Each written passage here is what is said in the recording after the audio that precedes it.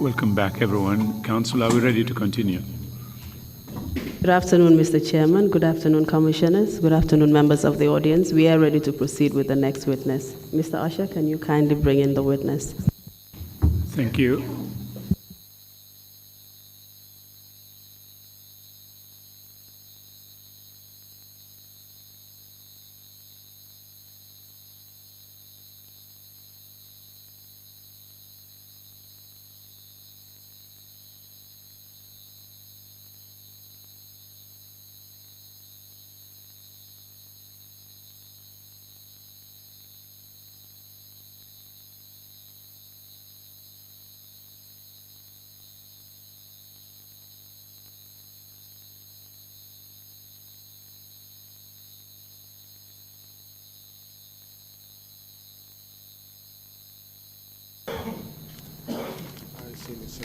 I, Sainey Senghore, do swear that I'll speak the truth, the whole truth, and nothing but the truth.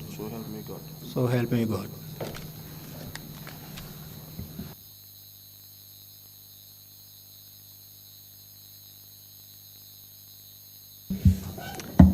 Thank you, Mr. Usher.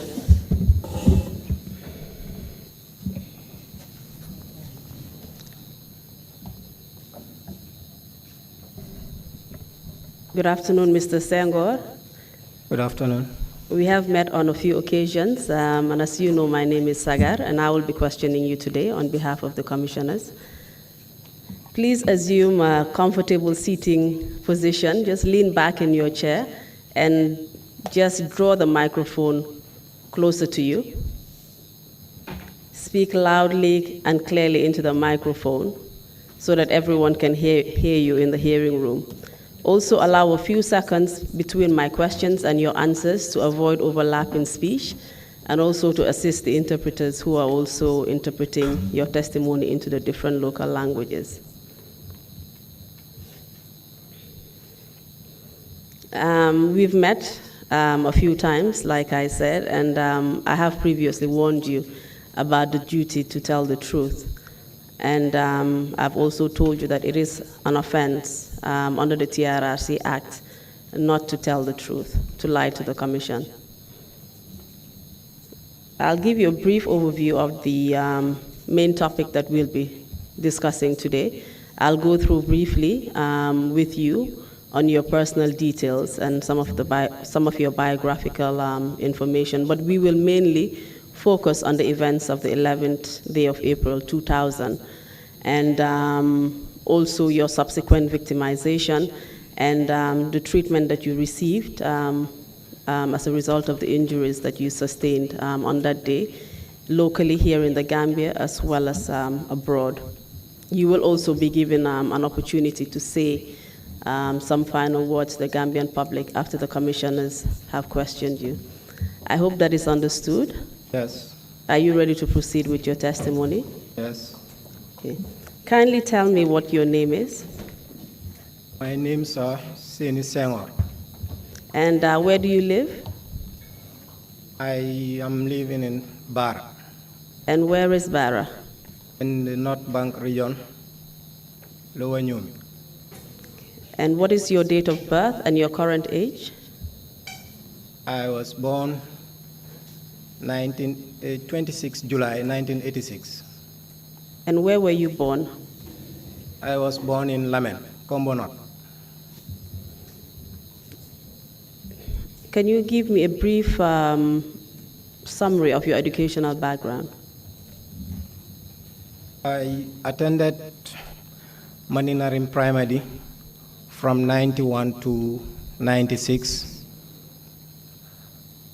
After my common entrance, I was sent to Berending Junior Secondary from 96 to 99, where I did grade 7 to grade 9. From 99, I sat to the grade 9 exams, then I proceed to SL Senior Secondary, where I, from 99 to April 2000, April 11, 2000.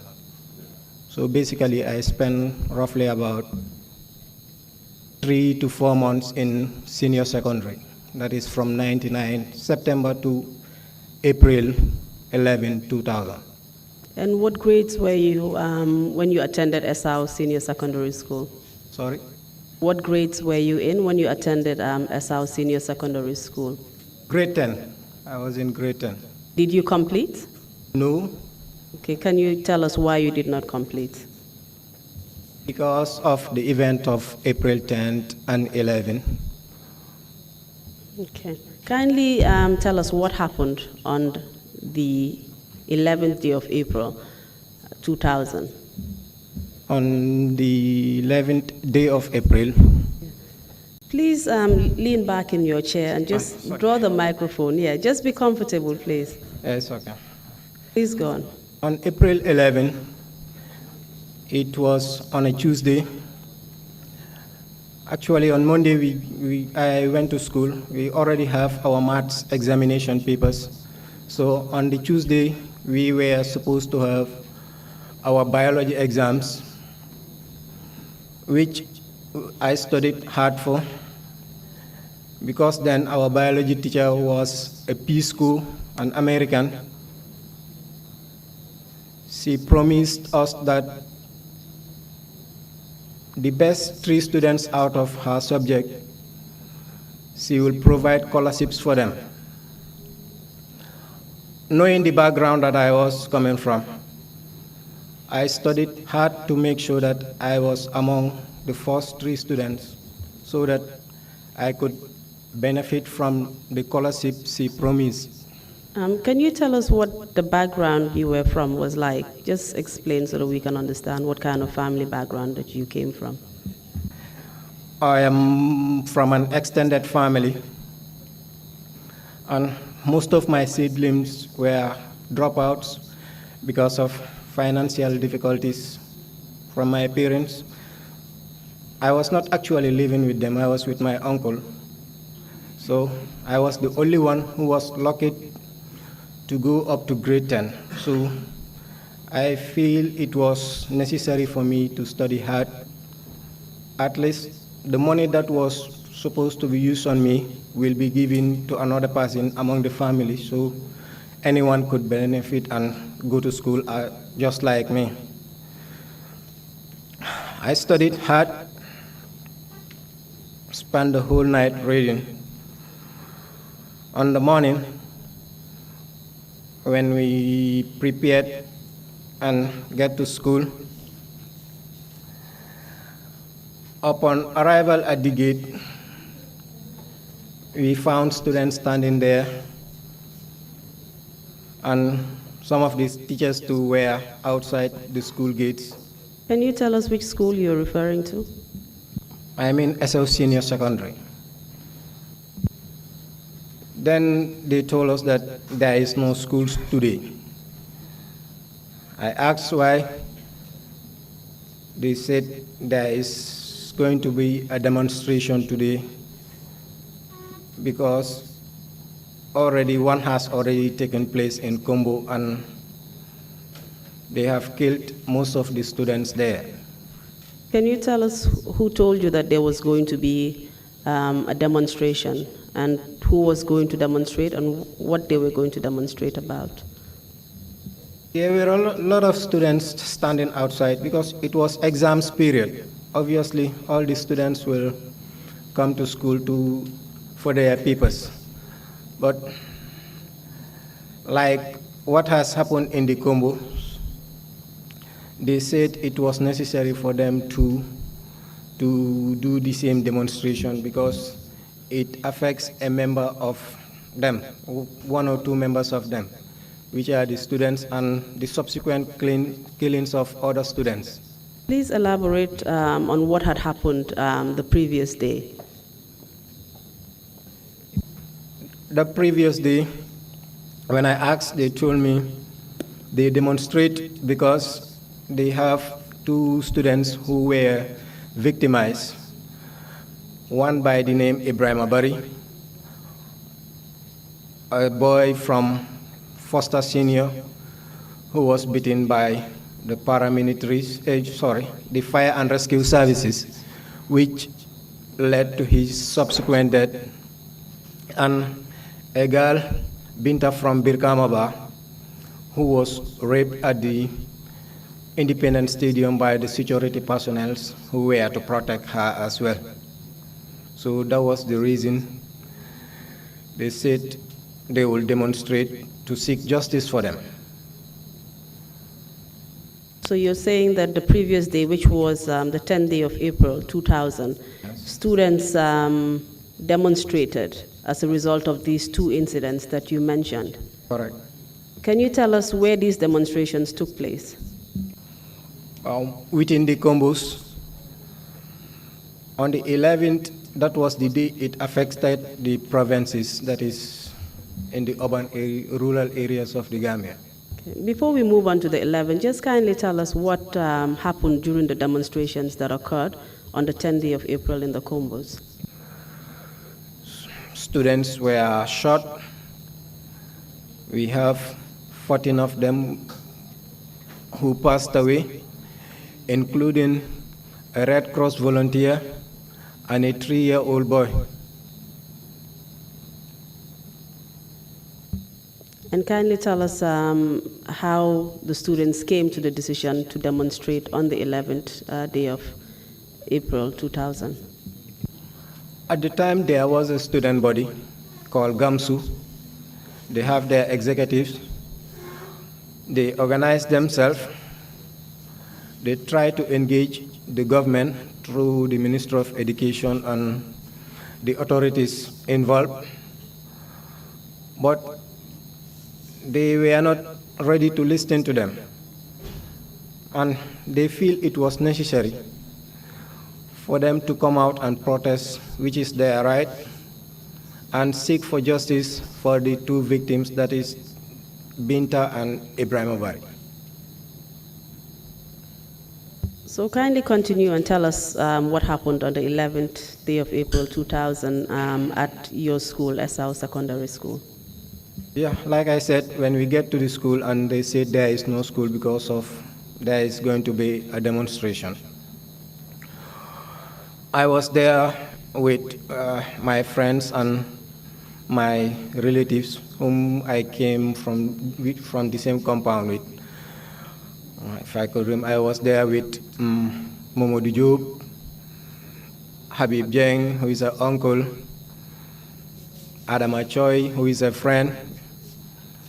So we said, as far as there is no school, we have to go home. But we were supposed to go to Bara, and these people, they decided that they are going to Bara, from Esau to Bara. The demonstration was only meant from Esau to Bara. So we said, let's go home. On the way coming, the group is behind us. We were in front. Can you tell us what group you're referring to? The students that are coming from the school. And what were they doing?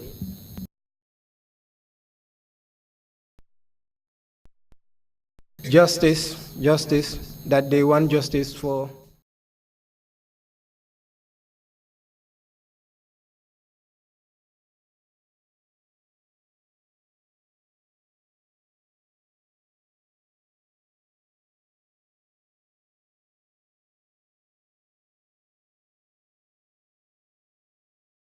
Passed by there and broke the glass windows of the buildings there. Can you tell us what they used to break the glass windows? They used stones. They threw on the windows and break them. From there, proceed coming towards Barra. Before we go there, tell us what the behavior of the students were like. Apart from breaking the glasses and shouting justice for the students, what was their general behavior? It was not violent, I can tell. Apart from the glasses that they break, the only thing that they were saying is justice. And we want justice for the two victims, that is Ibrahim and Binta. Did they seem to be angry? Obviously, they will be angry because you will not feel fine when your colleague is being victimized, which caused his death, and a lady being raped, a teenager for that matter. Obviously, they will be angry. So you said you were walking from Essau, going towards Barra with your friends. Yes.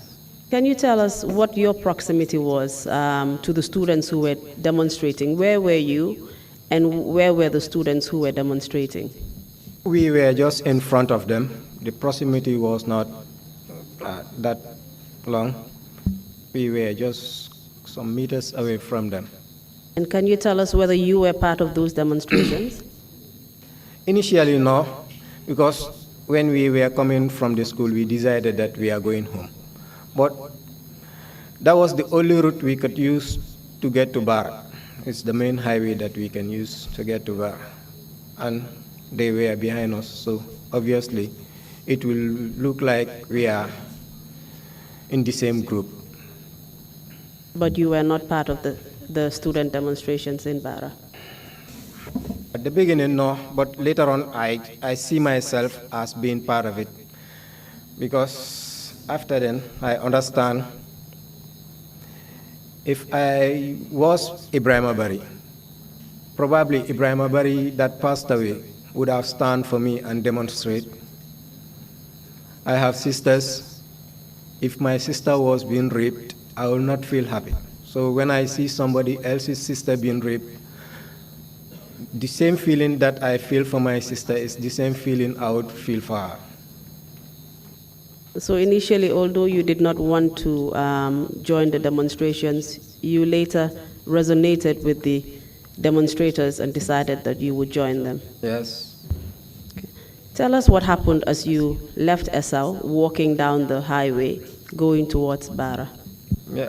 After we left, they left the GPA when we come in. Around Essau, before the health center, there is a police checkpoint.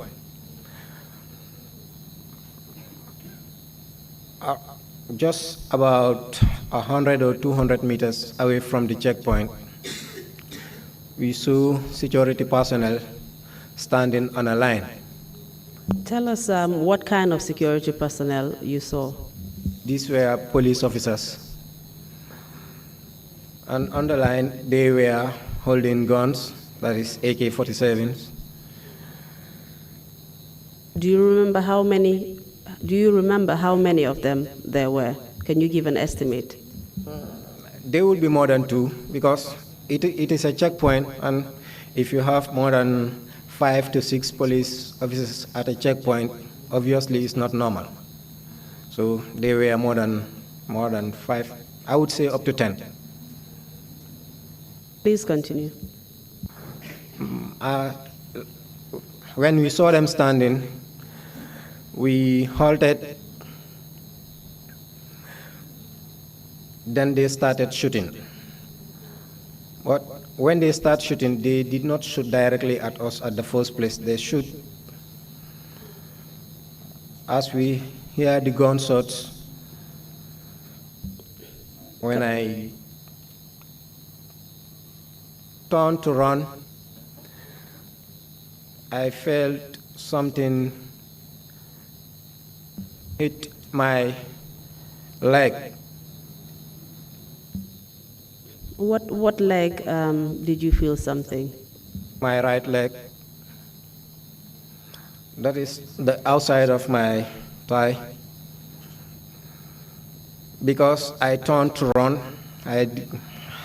obviously I faced them. So when I turned to run, That is the reason when they shot, it get to the side of my leg. When I felt something hit me, I was like, I don't know, my leg stiffed, so I have to raise it up. When I removed my hand, I saw blood all over my hand. So I said to my brother, I think I am shot. So that is Momodu, Momodu Job. He wanted to come and help. I told him, no, you have to run. If not, you will be shot. At that point, I could not move, so I felt on the ground. After some time, the nearby compound, the landlord came out to help me. Okay, let me just take you a few steps back. You mentioned that when the paramilitary pointed their guns, they did not initially direct the guns at the students. Where were they directing the guns towards? No, if I said they did not shot directly on us, but they shot like above our head. That would be one or two, but I only heard of 2, 3, or 4 shots. Then I felt something hit my leg. And where did those shots come from? Obviously from the security personnel. Okay. Tell us what happened after you fell down near a neighboring compound. Yeah, the landlord came out of his compound. He helped me with some of the students that were in his compound. I could recall one, Mudu Maron. He has to remove his uniform and tied it on my leg because I was losing a lot of blood at that time. And these students who were in the compound, what students were they? Who were they? And what were they doing there? They were students from SO school. We came from the same school, but I think they risked their life coming out to help me. After I was shot, they decided to come out and help me, roast me inside that compound. What were they doing in that compound? When they started shooting, they get into that compound so they could have, I would call it a fortress where to hide. So kindly continue and tell us what happened next. When they get me into his compound, it's not too far away from the hospital. It will be like 150 meters away from the hospital. He use his bagway. He has a bagway. They use his compound back door and rush me to the hospital. That is the SO Health Center. Can you tell me why they were using the back way instead of the main road? Because the security personnel were at the checkpoint, and they were shooting at that time, continually shooting at that time. I later on felt very dizzy, so I started losing consciousness a little bit. Can I just clarify a few points? After you were shot and you fell down, did any of the security officers approach you or offer any assistance to you? No, not at that time. Okay. So you said you started feeling dizzy, and what happened next? I started to to feel unconscious. Then they rushed me to the hospital, where they prepared me to maybe reduce the flow of the blood that I was losing. But they have to contact my family immediately so that they could prepare and rush to Banjul, because I was losing a lot of blood and they would need blood transfusion, so they will need blood donor. Which hospital were you rushed to at SL? RVH. In SL, which hospital did you refer to? That is the SL Health Center. So what happened after you got to the health center and they contacted members of your family to donate blood? Yeah, after that they prepared me and I was transferred to the RVH. Did you receive any other treatment from SL Health Center before you were referred to RVH? I understand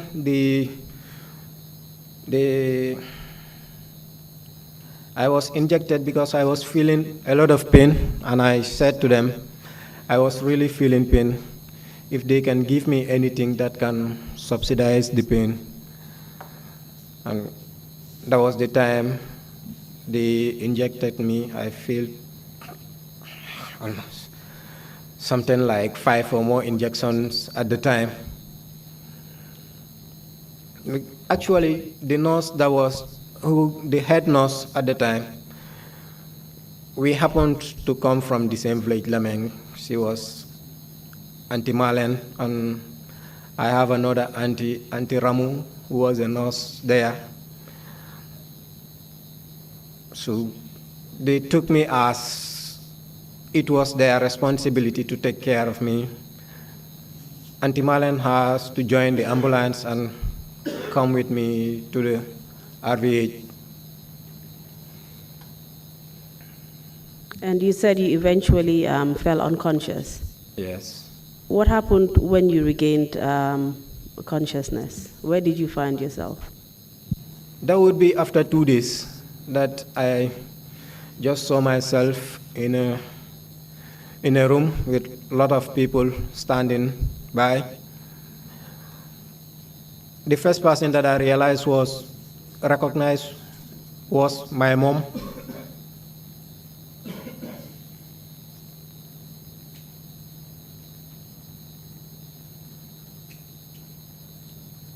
She was sitting next to me. Take your time. Are you okay? Take your time. I'm fine. Yeah, please continue. She was sitting next to me. I saw members of my families and friends.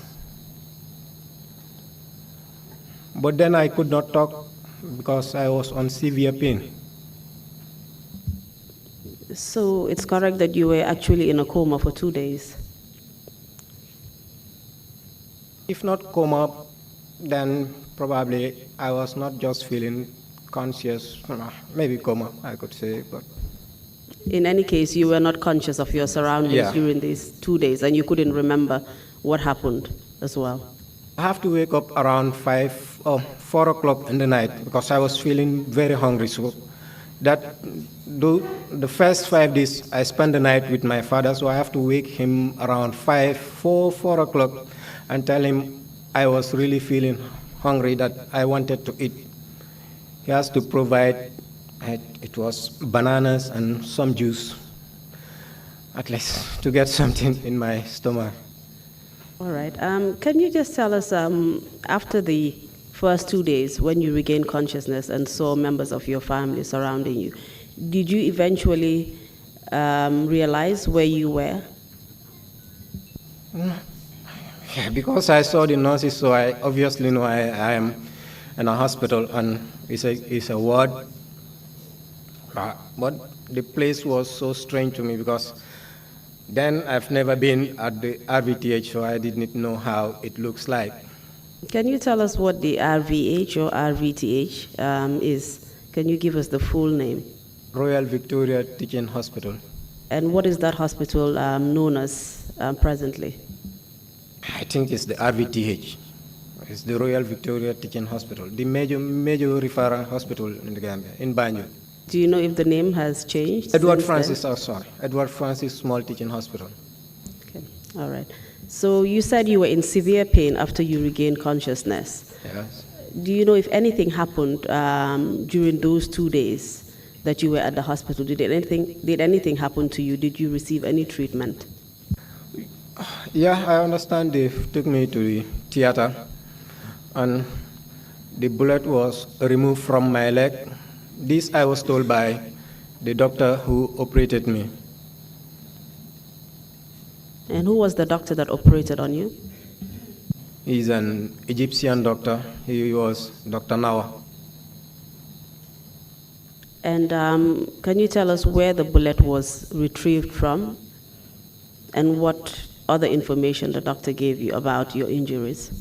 He said he removed the blood from my inside of my leg, and I have 4 to 5 blood vessels that were cut. 5 of my blood vessels were cut, but he managed to repair them. Did anything else happen to any part of your leg? After that, yeah, I understand they put sort of a nail. It will be of this size into the flesh of my leg. Sorry, can you repeat that? They put what? It will be a metal. A piece of metal. A piece of metal. Yes. Just like this size, and it was put into the flesh of my leg, just below the knee. For what purpose? Sorry for interrupting you. To stretch the leg. Then things were not that much advanced. They will use that and have these small bags that they will put sand in it. It will weigh something like, it will be more than 5, 6, maybe 10, not up to 10 kilos, or probably 10. They will use that to stretch your leg so that the bone will get back to its normal place. Can you tell us what happened to the bone in your leg? You haven't mentioned it yet. Had a fractured bone. And how did that happen? How was your bone fractured? It was a multiple fracture because the distance from which I was shot was not too far, so it causes a lot of damage to my bone. Are you saying that the bullet that shot you basically Yes. caused these multiple fractures in your leg? Yes. So as a result, they had to use this piece of metal, insert it in your flesh, Yes. just above the knee. Below the knee. Below the knee. Yes. Okay.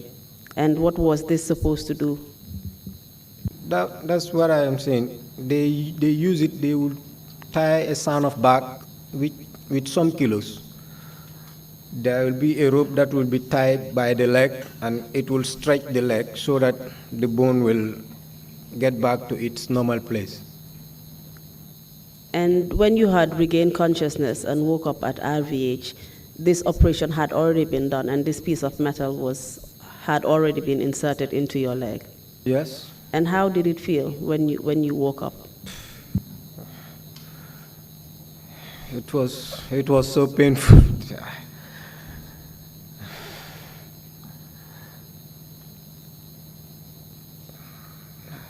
That was so painful, very, very painful. I would ask the nurse to give me pain relief just to subsidize the pain and slept a little bit. Were you given any other treatment by the Egyptian doctor?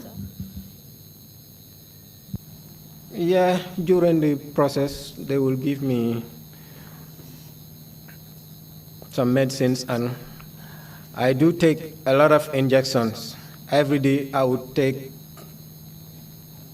up to 10 injections a day or more, because they said the blood was not flowing as it should through my leg, so they use a lot of injection so it could pump the blood to get to my leg. And can you tell us why the blood wasn't pumping into your leg? Because I have my blood vessels that were cut. And eventually, did you have proper flow of blood into your leg? No. After that, it even caused another problem because blood was not flowing, so my foot started gangrening. I think that is a scientific term. I don't know. You developed gangrene. Gangrene, yeah, on my toes. And tell us the symptoms of this gangrene. What did your foot look like? It was all black. It was totally dead. Did you have any sensation in that area? Did you feel anything? No, I would not feel anything. It was completely dead. So When it started looking that shape, they increased the number of injections that I would take by the day, probably to 15 by the day. At some point, when they use, is it a cannula, to inject me, it freezes at some point. So you have to use water to sterilize it, to make it flow. But with that,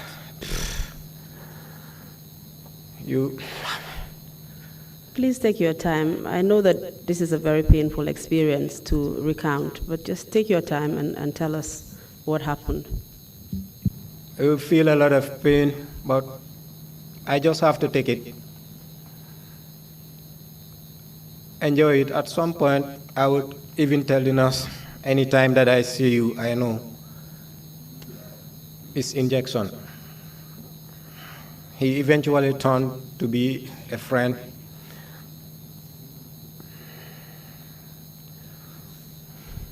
So the treatment that you received, the surgery you received from the doctor and the different treatments, including the multiple injections, did not actually help with the gangrene that you developed in your foot. No, it did not help. It continues like that. At some point, I have to ask him, why is my toes in this shape? He would tell me it will be fine, just because the blood was not flowing. But with these injections, it will soon be okay. So he kept reassuring you and telling you that you would get better. Yes, exactly. And did you get better? No. When you found yourself at the hospital ward at RVTH, were you the only one who was in that ward, or were there other patients in that ward? There were other patients because this was the second day of the demonstration, so obviously there were other patients there. The ward was full with students. I would say 95% of the patients there were students. And how big was the ward? This is 8 and 3 at the RVH, so sizable ward. How many patients would it normally accommodate? It was more than 20 at that time. And you're saying that 95% of these patients were all Students. student victims from the Yes. different demonstrations that happened on the 10th and 11th of April 2000. Yes. Do you remember any of the victims that you shared the ward with? Yes, I can remember Lamin Toure. He was a student of Gambia High. What injuries did he sustain? He has a very, very serious injury on his leg because his right leg was amputated. Immediately he gets to the hospital. There was one Bakari Njai, Abdukarim Jame. Kindly tell us what injuries Bakari Njai had and where he was from. I would not know the school he was from, but he was shot on his leg. Abdukarim Jame was from Maska Senior. He was shot on his knee. we have one Omar Sose. He was from St. Augustine's. He too was shot on his leg. So it's 19 years. Most of them I could not recall them anymore. It's been a Abdul while. Karim Jame, you mentioned, who was shot on his knee. What injuries did he sustain on the knee? His kneecap has a problem. Up till now, his knee cannot bend completely. He cannot bend his knee. He's using a walking stick to help himself walk. And these are students from the Combos. Yes. Can you kindly tell us, is it correct that they were victims from the April 10th demonstrations that you mentioned in evidence? Yes, they were victims of April 10. And can you tell us who shot them? Obviously, it will be the security personnel who shot them. And where did you get this information from? It was all over the country, and when we get to the hospital, we come to know each other, and everyone will start explaining his or her story. And all of the patients that you mentioned, the student victims that were in your ward, were they all shot by the security forces that you mentioned? Yes, they were shot, yes. Did anything unusual happen after you were admitted in the hospital? Did anything unusual happen? Yes, that was this day that we shared, and they said, yeah, Jame will be coming to the hospital to see the victims. Which Yaya Jammeh are you referring to? Yaya Jammeh, the former head of state. Okay, kindly continue. On the day that he came to the hospital, I know he himself knows that these people, they did not prepare to see or talk to me, but because we were all like, we will not talk to him. I personally did not talk to him. I did not even look at him, because the moment he gets into the ward, I pretend as I was sleeping. Have to cover my face. Why did you behave in such a manner? I would say this in Wolof. Domore la bepare jale la. You cannot order or give instructions to kill innocent children, and at the same time you want to come and show sympathy to those kids. What sense does it make? Please tell us how you came to the conclusion that he gave the order to shoot the students. He was the head of state, even though he was not in the country. If the vice president acts on his absence, he or she is still acting on his behalf. And where was he during the April 10th and 11th demonstrations? I later understand he traveled out of the country. And whilst he had traveled, who was representing him in the Gambia? Aissatou Ndiaye said he was representing. And do you know what, if anything, she had to do with the instructions to shoot the students on the April 10th and 11th? The unfortunate part of it is his representative who was in charge in his absence was a woman who has kids, who knows what it costs when you see your children in certain conditions, was the first person who came out to say the shooting started from the students.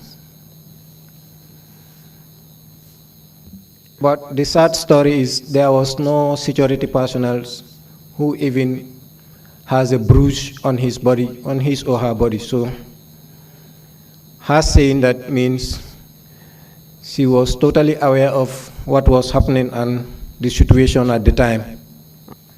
She too is responsible of what has happened to the students. And you're referring to Aissatou Njie Saidi, the previous Vice President of the Gambia? Obviously, yes. Can you tell us where she made these statements that you refer to? On national TV, television, and the radio. Is it correct that you said she accused the students of shooting at the security officers first? Yeah, that is what he said, that the shooting started from the students. Meaning, when the security personnel shoots back, they were defending themselves. Did you hear the announcement that she made? I later on had to hear it from people. I personally did not hear it over the air because I was in hospital at the time, and RVH, they will not be watching GRTS at that time, so it's obvious. What is certain is she was the one who said it. I am sure of that. And can you just tell us when she made this statement, I mean, what was the reaction from the public when she made the statement that it was the students who started shooting, or what did you make of that particular statement? I know people will feel bad, but the reaction would not have any impact, because if innocent children can be shot and 14 of them were shot to death, if the vice president made those remarks and you want to challenge her, you might probably see yourself as those 14 students that were shot to death. Was there any evidence of the fact that the students were carrying weapons and had the ability to shoot at security personnel on those 2 dates, the 10th and 11th of April? Maybe she saw it, but I don't think. It was on exams they throw out the Gambia. So it's obviously students were just with their pens and pencils and exercise books ready for their exams. You were demonstrating with students at Esau Senior Secondary School. Did any one of you have weapons? No, I did not see it. And the students who were in the combos as well, did you receive any information to suggest that they actually had weapons with them? No, not. What about the security personnel? Were any of them shot, injured, or killed as a result of these shots that they claim came from the students? Nobody was admitted at the hospital. That is a security personnel who was shot because of the demonstration. I did not see it, and there was no confirmation of any security personnel who was admitted at the hospital. Okay. Kindly tell us what happened when Yaya Jammeh came to the hospital and visited you. When he came there, when he get to my bed, I pretend as I was sleeping. So it was a group of people. We have all these doctors, senior doctors at the RVTH. I can feel they were holding my leg and giving him the impression that all these boys will be okay and they will continue their normal lives. And did you think that was an accurate statement at that point? That was not the case. It was not an accurate statement. They were just saying that to please him. Did he come with other people when he came to visit you? Did you notice any senior government officials with him? I did not want to look at these people. I feel I was sleeping. So I covered up my head. I closed my eyes. I know there are so many people. There are so many security personnel there, military officers. They came with their guns in the hospital, have to mount everywhere, guard everywhere, even in the wards. Were you intimidated by that, considering the fact that you were shot by security officers? No. Already I have undergone, I know what being shot looks like, so I don't mind them. Even if they killed me at the time, I would feel okay. So after the doctors reassured Yaya Jami that all of you would be fine, what happened next? Did he do anything else? No, eventually my condition continued to deteriorate together with Asan Suare and Yusuf Ambai, who was at the intensive care unit for more than 2 weeks or more. This is the first time you're mentioning Yusuf Ambai, did you say? Yes. You said he was at the intensive care unit. Yes. Okay, so this was different from the ward that you were in. No, it's different. He was in the ICU. Were there other student victims who were also in the ICU? No, I only know of him, but I know Asan was upstairs at 6 and 7 ward because he was shot in his stomach. Can you tell us who Asan was? Asan what? Asan Suare, he too was a student from Masca. Where is Masca located? He's within the combos, and he was a Red Cross volunteer too. What about Yusufa Mbayas? Which school did he come from? He was in Pipeline Comprehensive. We will come back to these two victims, but I just want to take you back to the visit from Yaya Jami. I had previously asked you a question about if he did anything during or after the visit that he made to you. Do you remember him doing anything for you? Yeah, after his visit, just one fine day, there is this lady that came with provisions, and she said she's coming from the office of the president. Who was the lady? She was Fatoumata Jahumpa Sise. And who was she? At the time, I don't know what her position was, but I know she was coming from the office of the president. And what did she bring? She came with provisions, biscuits, juice, cornflakes,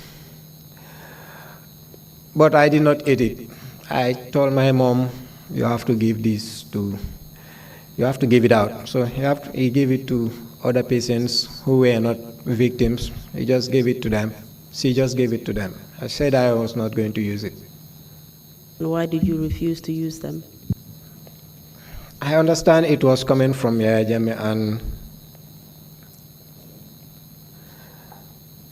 to protect our life was much more important than giving us provisions.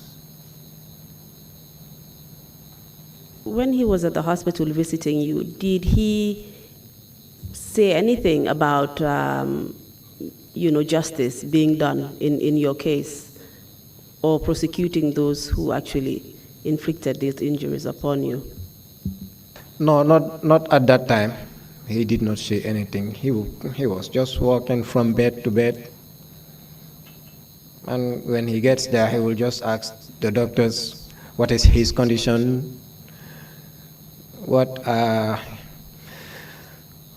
hope he will improve and stuff like that. I will have him saying, but I did not want to look at him.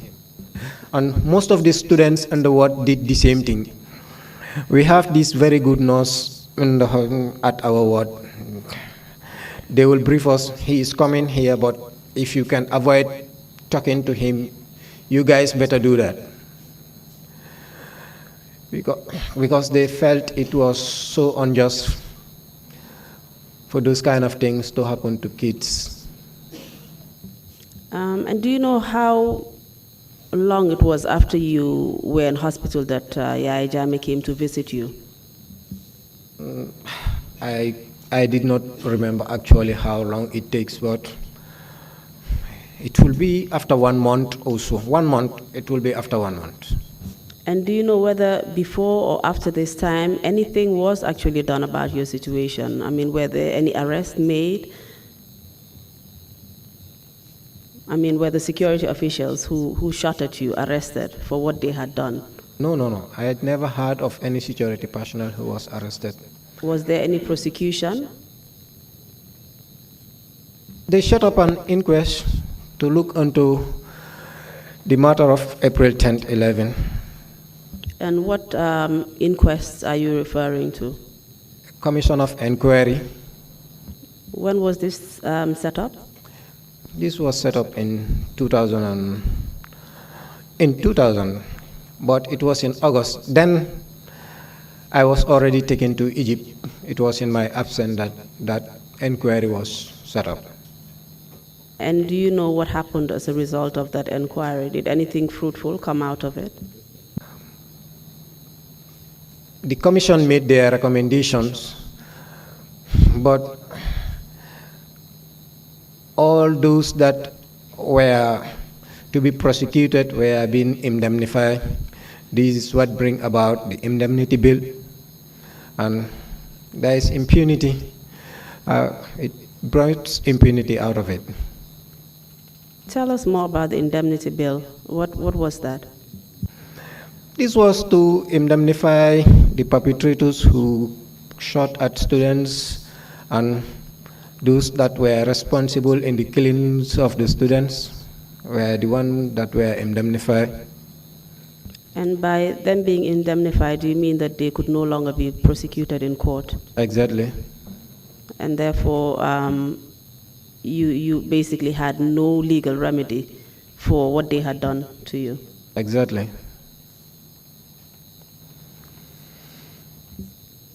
You mentioned that, let's just go back to the two victims that you mentioned, Yusufa Mbai, who was in ICU, and also Asan Suare. Yes. Can you kindly tell us more about Yusufa Mbai? How did you know Yusufa Mbai? Yusufa is a family member, I could say. His father was named after I have a younger brother who is named after his father. My mom and his mom are best of friends, and my younger brother was named after his father. So eventually it became a family tie.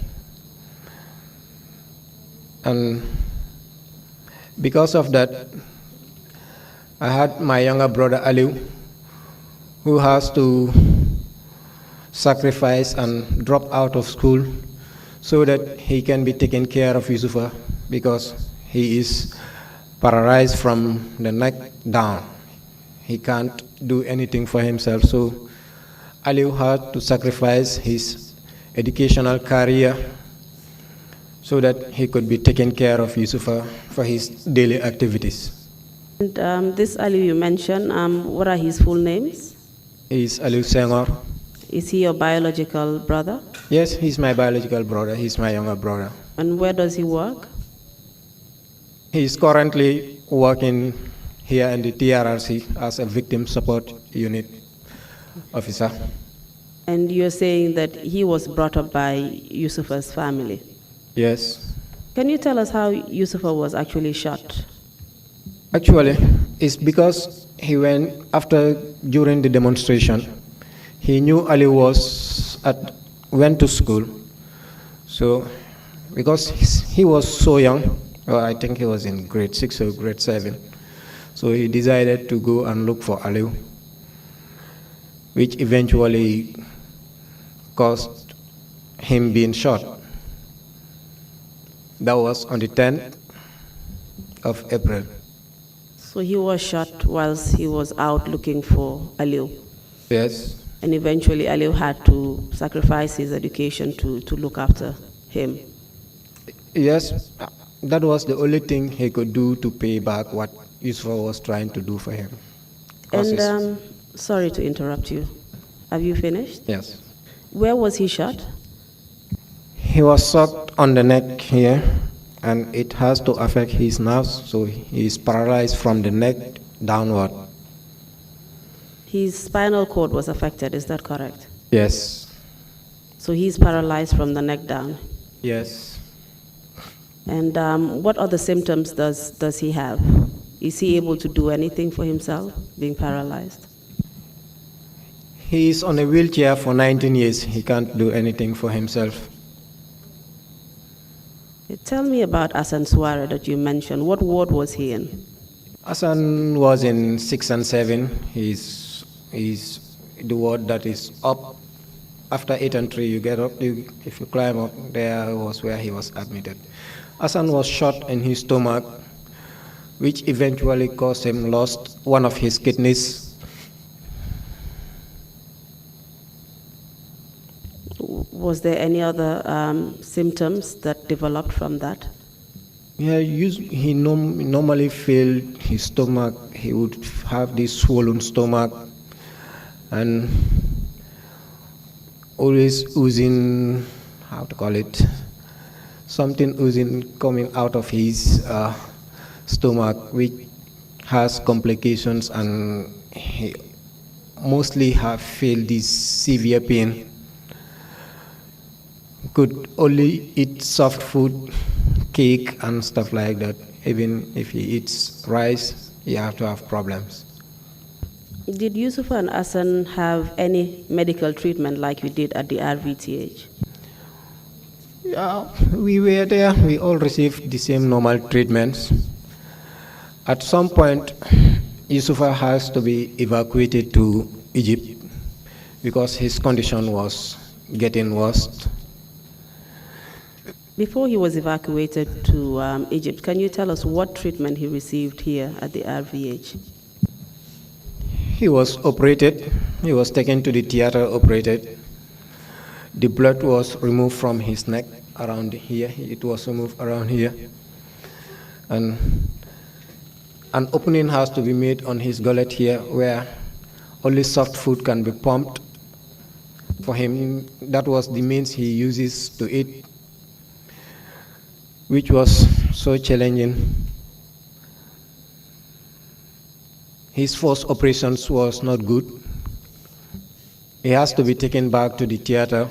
The first operator has to be removed again, and another one was made. When we get to Egypt, the Egyptian doctor will walk to his room and tell us, "I saved the life of this boy." Okay, we will get to your trip to Egypt, but I would just like to concentrate on what happened here in the Gambia before we get there. Can you tell us if Hassan Suare was also operated on here in the Gambia? Yes, he was operated because the blood, he has a blood, so he was operated and the blood was removed from his stomach, and the affected kidney was also removed. And was that operation successful here in the Gambia? Yeah, I would say it was successful because if not, he could have lost his life. With Hassan, actually he was removed among the dead bodies that were at the accident and emergency. Already they thought he already passed away.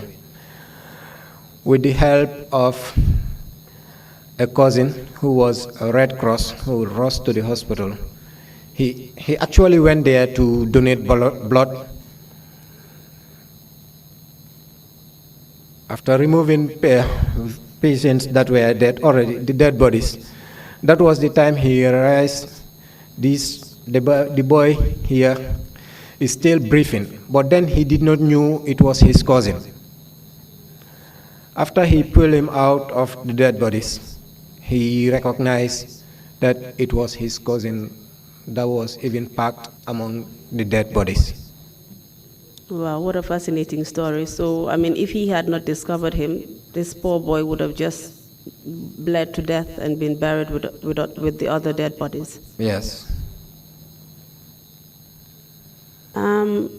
You mentioned your trip to Egypt, but before we get there, can you tell us if there was any medical report that was done here in Gambia on your condition and the condition of Hassan, as well as Yusufa or any other person, any other student victim that was admitted at the RVH that you know of? Yes, there was a medical board that was set up to look into our conditions because it was getting out of hand. My toes were totally gangrene and they have no other solution to it. So I think that board it comprises of, I think it was Dr. Cisse, if I could recall. Dr. Nawa was part of that board. an Egyptian. Please tell us who Dr. Cisse was and who Dr. Nawa was, and Dr. any other member. Dr. Nawa was an orthopedic surgery doctor here. He was the one that operated on you, Yusufa, and on Hassan. me. On you. Yeah. And we have this other doctor, Dr. Suleiman. He was a surgical doctor. He operated on Hassan and Yusufa. And these doctors were working at the RVH at the time? Yes. What about Dr. Cisse? Actually, with Hassan, there is this other Nigerian doctor called Dr. Salako. He was a surgeon. He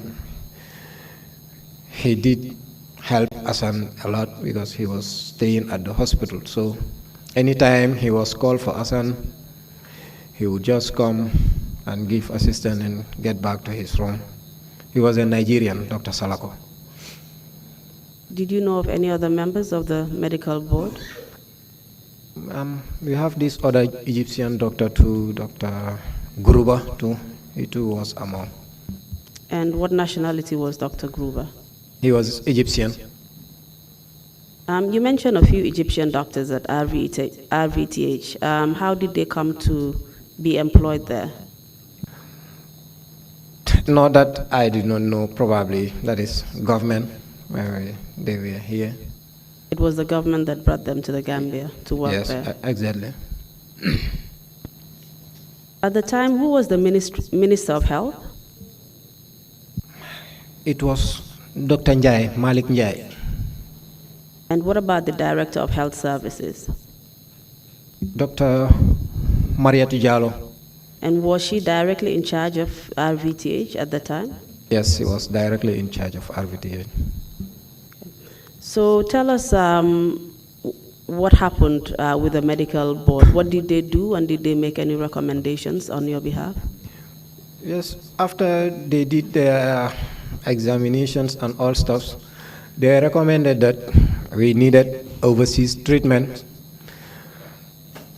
at a more sophisticated country. They've told us we recommend for you guys, that is you, Hassan and Yusufa, to be taken to either America or Europe. But at some point they decided to change their mind, and we were then evacuated to Egypt instead of America or Europe. And why did that happen?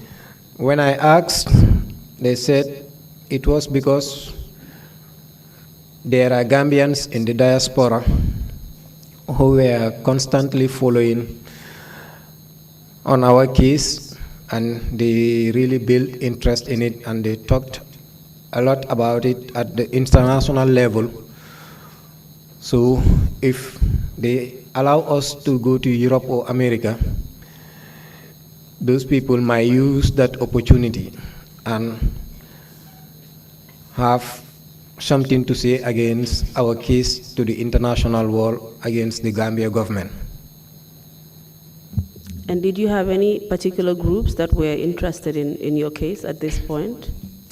Yes, at that time they called themselves Concerned Gambians. We have one lady who was so prominent in that group. She happens to be an elder sister to Hassan, and she is Siga Jane. That was Siga Jane, did you say? Yes, Siga Jane, I mean. Okay, and what kind of activities did they do surrounding your matter? They were reporting our case to the international world, the UN, United Nations, Human Rights, EU, and they were so helpful, raising funds for us. I could even remember they do send us money sometimes when we were in Egypt. They do send us money to take care of our personal things. And as a result of this attention that you were getting, the government did not want you to go to a Western country. Is that what you said? Yes, exactly. And why do you think they did not want that attention on you? What would be the reason? Maybe they have a hidden agenda that they don't want the international world to know. They don't want the West to know about our conditions and what led to the April 10th, 11 incident. So they did not want the correct information about what happened to you to get out? Exactly. Okay. Can you just continue from where you stopped off and tell us what happened after the medical board met and made the recommendations that they made? Yeah, after the recommendations that they made, they said they will take us to Egypt, and that was the final thing they agreed on. Sorry, Mr. Senghore, can you tell me if this was the first medical board that was set up to look into your case? No, it was not the first. There was a first medical board that first said we did not need an overseas treatment. Then the second one, that was when they said we needed overseas treatment. And you've already explained your situation, the operations that you had, and how unsuccessful they were, as well as Yusuf Mbais. Can you tell us whether the reason why you were referred for overseas treatment was because of the fact that these operations that you had done locally were not successful? Yeah, it will be part of it, and they needed a vascular doctor to repair the vessels that were cut from my leg, and they needed an angiogram scanner, X-ray, which was not available at the time. That was part of the medical report and the recommendations that they have. So the Gambia, at this point, the Gambia did not have competent medical services available for you, and that is why you had to leave the country and seek treatment overseas. Exactly. Do you have a copy of the medical report that was issued by the medical board? Yes. Okay. If I show you the report, will you be able to identify it? Yes. Okay. Mr. Usher, can you please show the witness the report? Thank you.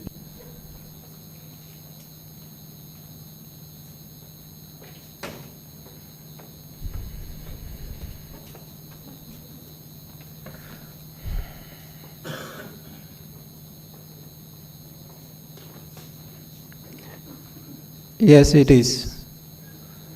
All right, thank you. Kindly give it back, please.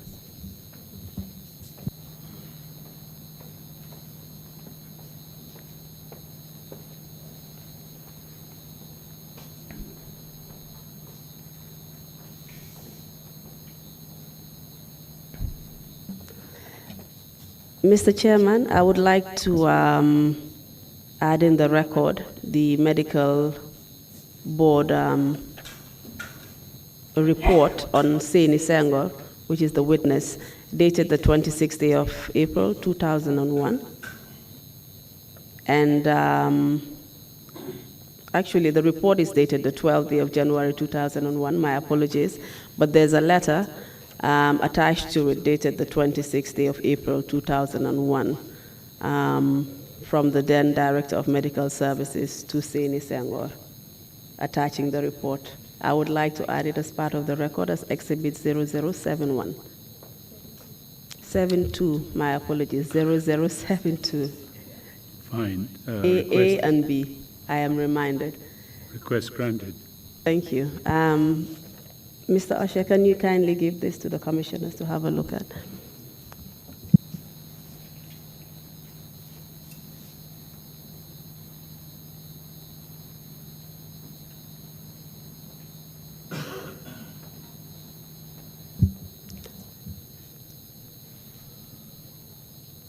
Okay, Mr. Chairman, as the commissioners are having a look at the report, I would just like to remind you that the medical report basically is recommending treatment for Sainey Senghore overseas.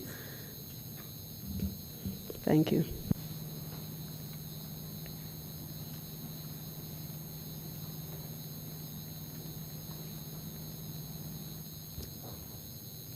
Mr. Senghore, can we kindly continue with our testimonies whilst the commissioners are looking at the report?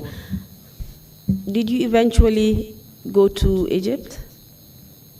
Yes, that would be 2 months after I was admitted at the RVTH. And that would then be June 2000. Exactly. You mentioned that the three of you went to, sorry, can you tell us who went to Egypt? It was 3 of us, me, Hassan, and Yusufa. But Yusufa was the first one who was taken to Egypt. He went there after 2 weeks, then I was taken there and Hassan. How was Yusufa taken to Egypt? Was he escorted by anyone? Yes, he was escorted by a doctor because his condition was so serious that he needed a doctor to escort him. Do you know what doctor escorted him? Yes, Dr. Nawa escorted him. And how were you taken to Egypt? How did you travel to Egypt, yourself and Hassan?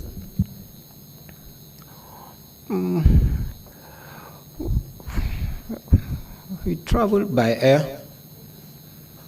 Were you escorted by anyone? Yes, we were escorted by one nurse called Jula. She was the head nurse at the hospital at the ward 8 and 3.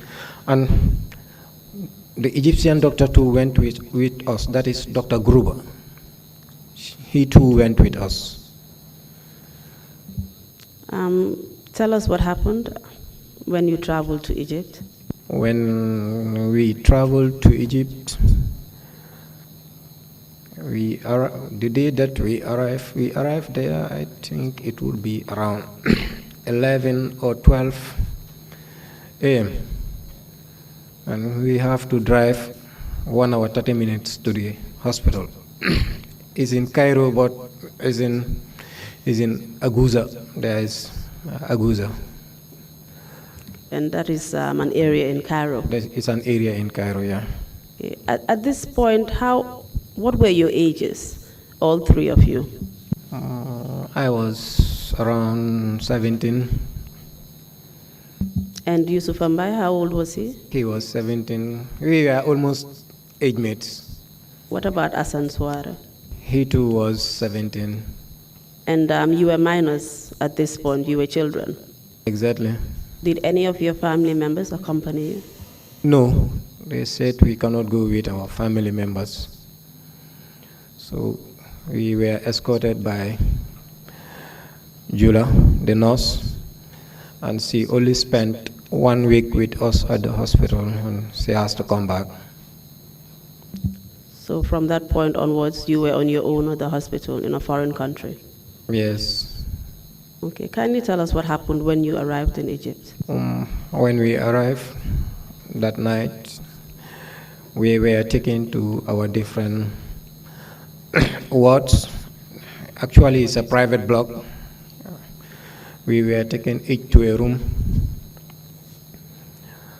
So the following day,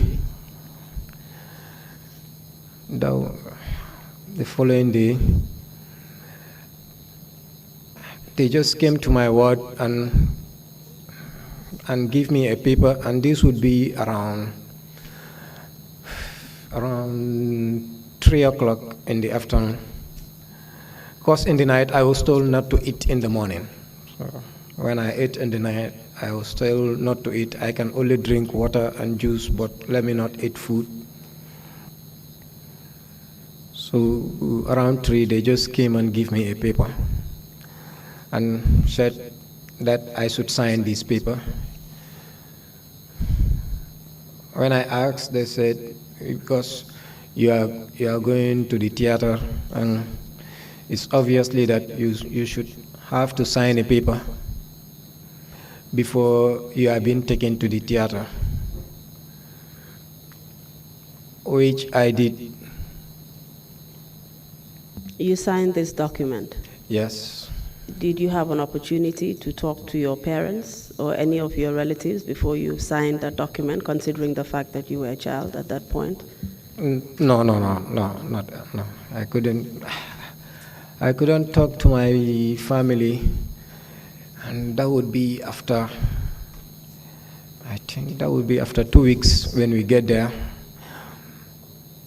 After the day that I talked to my mom, and I explained to her how my operation went, I could feel she was crying in the background, but I was like, Mom, it was okay. It went fine anyway. So I just wanted to give her that courage.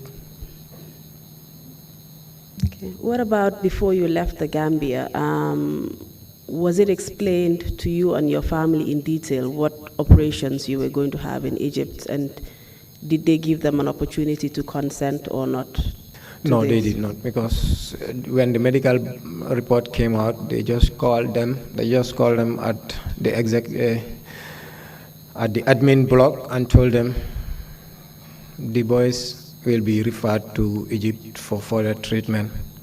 But the kind of treatment that they will have there were not discussed with them, because they did not tell me anything.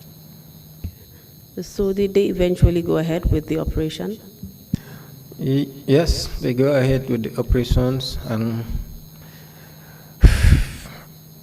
it lasted for 8 hours.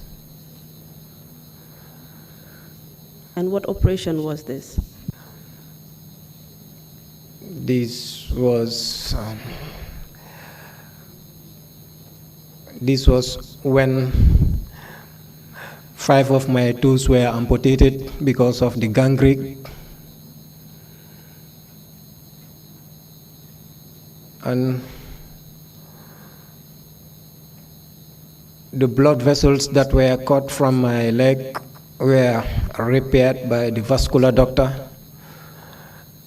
At the same time, the multiple fracture of my leg was fixed at the same time. So you had essentially you had 3 operations done? Yeah, at the same simultaneously. And how did you feel afterwards? What was your physical condition? I was totally drilled because the operation was too long. Being under anesthesia for 8 hours. When I came out of the theater, it took me almost 24 hours before I could feel on my tongue. So it was totally dead.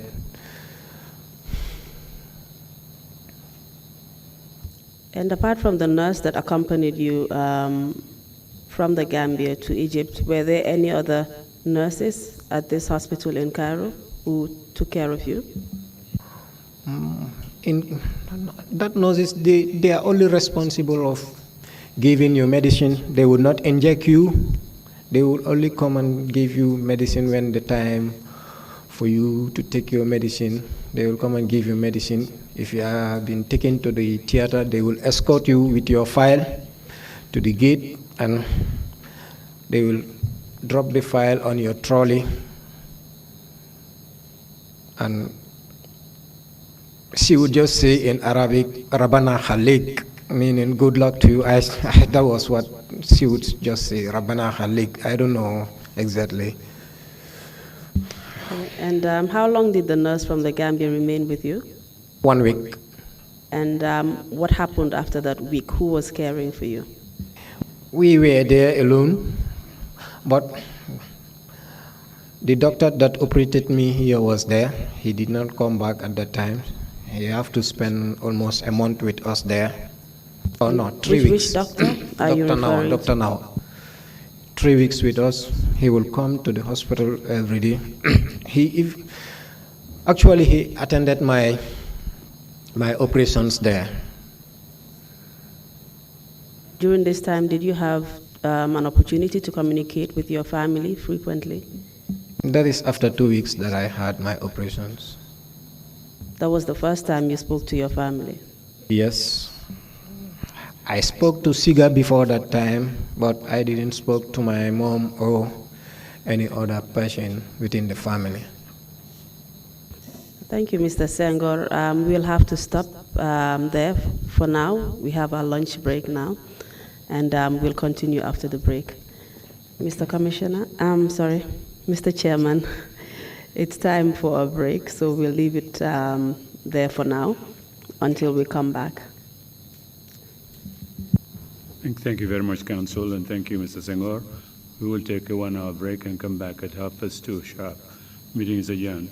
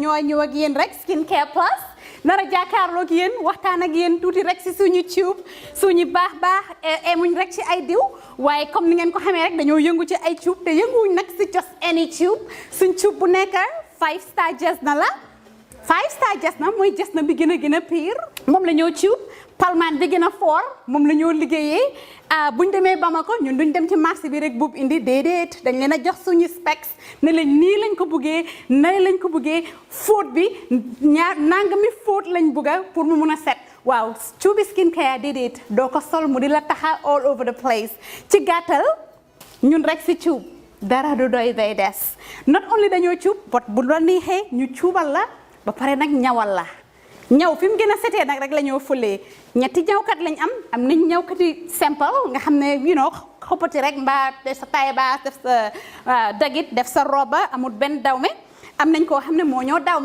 dawme jigéen den am nañ tamit special ñawkat boo xam ne ñawi góor rek la ñoo defal nga bugg a sa his and hers muy korité muy tabaski mbaa muy ngénte muy takka mbaa nga bugg a rek def sa yëkka bu baax a baax daagul ba ñëw skincare plus ñu dimbali la tànnal la cuub fam gën a baaxee ndax sa yëkka gën a foor lii nga ne lan xoolal bi takka la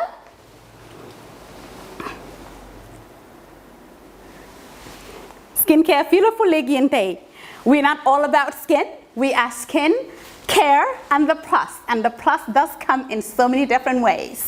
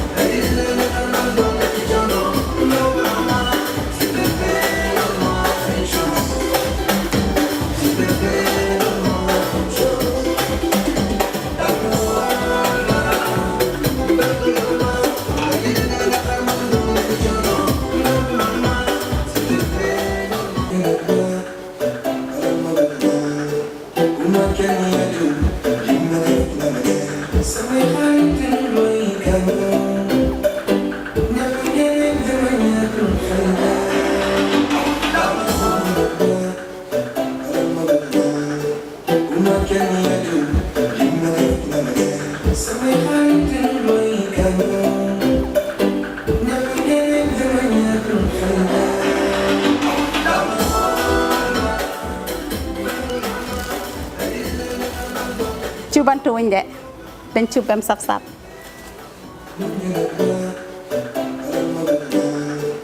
Uma